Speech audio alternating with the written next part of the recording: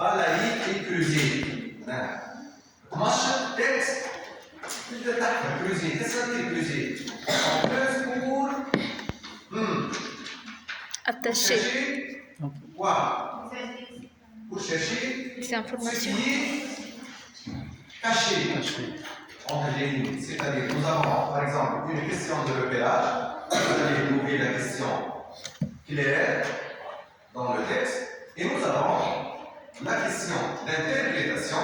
C'est là où vous avez, donc vous devez fouiller, c'est-à-dire creuser le texte pour interpréter l'idée que vous devez utiliser pour répondre à la question. Donc, l'étude du texte, donc c'est 50% de la note obtenue lors de l'étude dépend de l'application d'une méthode stricte. Donc, on va voir cette méthode ou bien cette démarche pour répondre à ces questions. La première étape, donc, vous devez lire et relire les questions avant le texte. Lire et relire les questions avant le texte. Donc, toute première chose à faire face à une étude de texte consiste à lire là où les questions proposées. Donc, cette séance est ciblée pour les élèves qui ont des difficultés à comprendre un texte. Voilà, c'est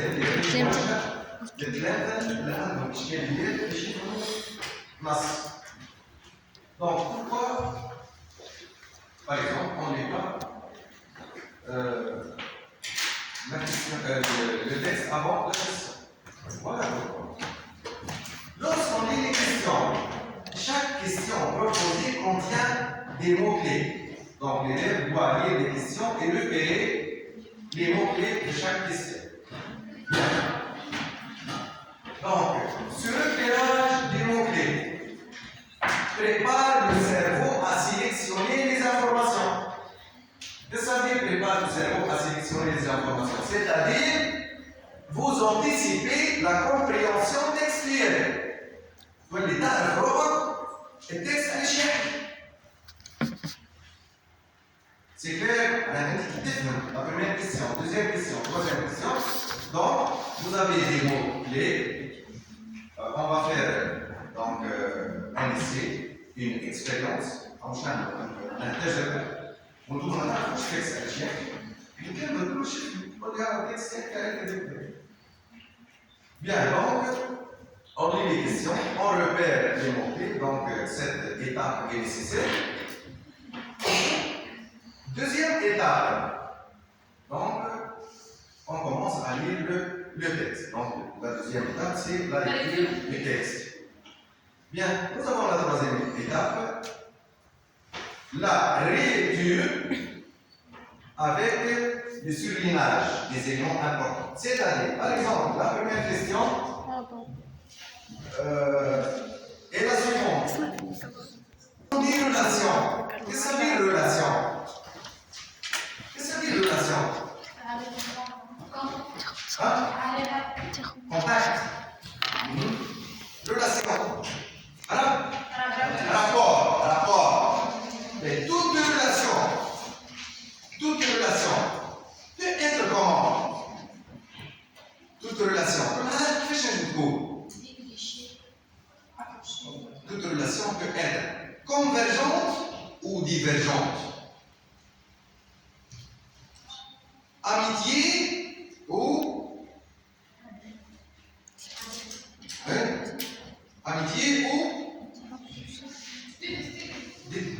aimé ou détesté. Bien.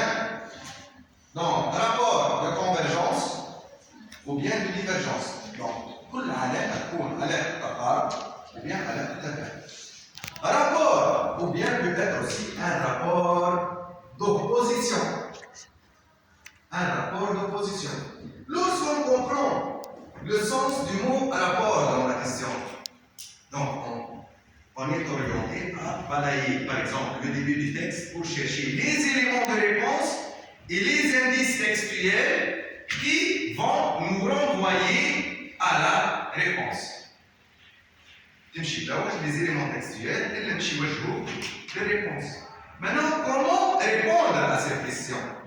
Donc, nous avons des éléments de réponse, nous avons la question, quelle est la relation? Donc, nous allons chercher la relation. Donc, vous allez dire qu'il s'agit d'une relation, par exemple, de convergence ou de divergence, une relation contradictoire, par exemple, et vous allez insérer les éléments, les indices textuels. C'est clair? Attention, en posant une question, si on demande la justification, on doit justifier. Si on ne demande pas la justification, on doit justifier.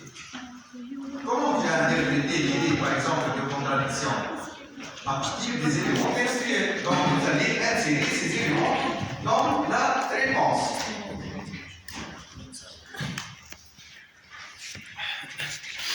Maintenant, ce qu'il faut faire, ce qu'il faut, et ce que vous devez éviter. Alors, l'étape théorique, pas de chacun, l'étape pratique, un texte et des questions. Donc, ce qu'il faut faire, c'est d'abord lire la question proposée. Ensuite, repérer et surligner les mots-clés. Ensuite, balayer le texte et trouver les éléments de réponse et les indices textuels convenables à la question proposée.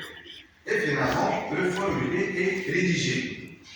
Ce qu'il faut éviter, donc vous ne devez jamais utiliser, par exemple, la paraphrase. Il ne faut pas copier ou bien recopier les phrases du texte. Moi je dis, quelle est la relation entre la mort, quelle est la société, donc on recopie une phrase entière et on l'utilise comme une réponse. Dégager et puiser des indices dans le préambule, c'est-à-dire il ne faut pas justifier ou bien utiliser le préambule avec le tout en italique. On a juste ça, mais je vais la question. Le préambule, vous ne devez jamais utiliser des indices figurant dans le préambule pour les utiliser comme des éléments de réponse. Bien. Il y a des mots interrogatifs utilisés pour poser des questions. Ces mots sont fréquents. Les vénères, par exemple, 10 épreuves, par exemple, de 2010 jusqu'au 2023, on trouve des mots interrogatifs qui sont toujours utilisés. Commençons tout d'abord par comment. Lorsqu'on pose la question avec comment. Donc, comment? Quel est le sens de ce terme interrogatif? La manière. Vous allez répondre? La manière. La manière. Donc, comment? La question porte généralement sur la manière, la réaction, le comportement ou bien l'attitude du personnage. Par exemple, prenons l'exemple de Pâques-Juin 2012. Comment l'attitude de Gervaise évolue-t-elle face à la proposition de Gauthier?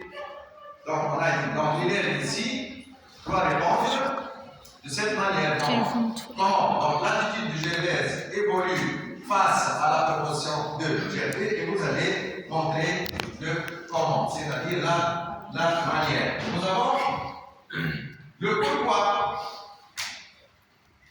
Pourquoi? C'est-à-dire, vous allez chercher les raisons. On pose la question avec pourquoi ou bien pour quelle raison. Donc les motifs, les raisons ou bien les causes. Nous avons l'exemple de la section de contrôle 2018. Pour quelles raisons les gens ne sortent plus de chez eux? C'est-à-dire, quelles sont les causes? Donc la réponse peut être donc les gens ne sortent plus de chez eux. Pour quelle raison? Parce que, car, ou bien les raisons qui poussent les gens qui ne quittent pas leur foyer sont d'abord, si on a 2, 3 raisons, donc d'abord, ensuite, on. Et lorsqu'on dit pour quelle raison, donc, quelle est raison à la fin S, donc l'élève doit au moins 2 raisons. au moins 2 raisons.